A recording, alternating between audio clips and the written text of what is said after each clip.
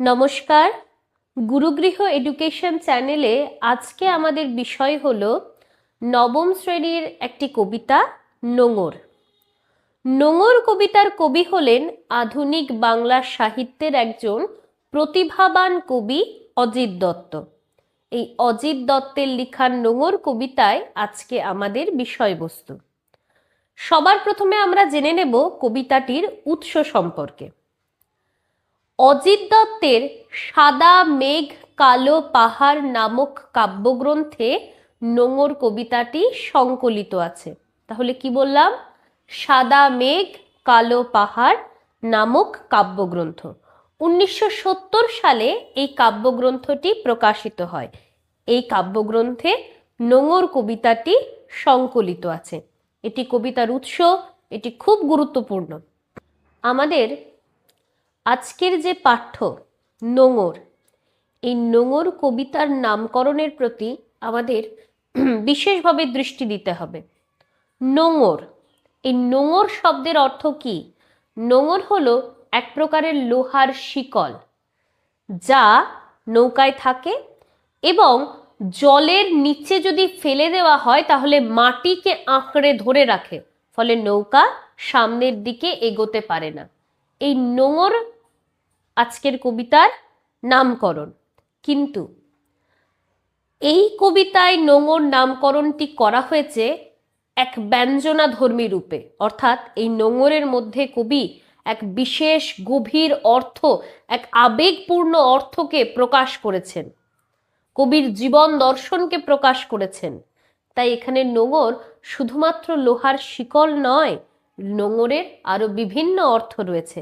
সেটা কবিতা আস্তে আস্তে চলাকালীন সময়ে আমরা বুঝতে পারবো অবশ্যই। এবার আমরা কবিতার মূল বিষয়বস্তুর দিকে ধীরে ধীরে প্রবেশ করব। তোমরা সবাই মন দিয়ে ক্লাসটি করো। পাড়ি দিতে দূর সিন্ধু পারে, নোঙর গিয়েছে পড়ে তটের কিনারে, সারা রাত মিছে দাঁড় টানি, মিছে দাঁড় টানি।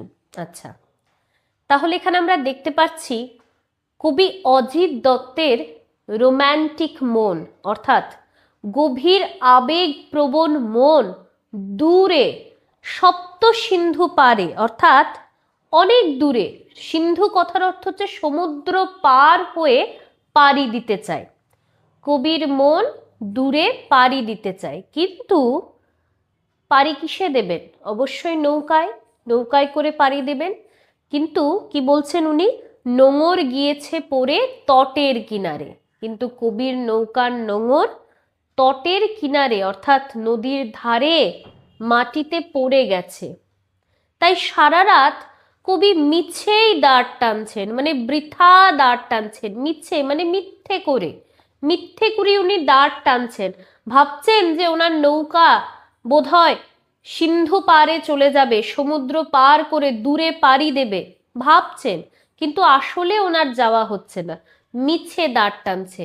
এখানে এই নোঙর হলো জীবনের বাধা বিপত্তি দায় দায়িত্ব। এখানে সেই বন্ধনই হলো, সেই মায়ার বন্ধন, সেই দায় দায়িত্বই হলো নোঙরের প্রতিরূপ, যা ত্যাগ করে সহজে বেরিয়ে আসা সম্ভব নয়।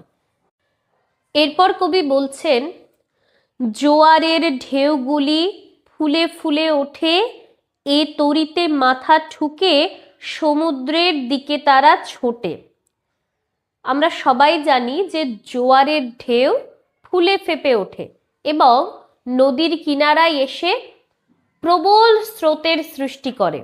কিন্তু আলোচ্য কবিতায় জোয়ারের ঢেউ আসলে মনের মধ্যে জন্ম নেওয়া প্রবল ইচ্ছে, আকাঙ্ক্ষা, কল্পনা, স্বপ্ন।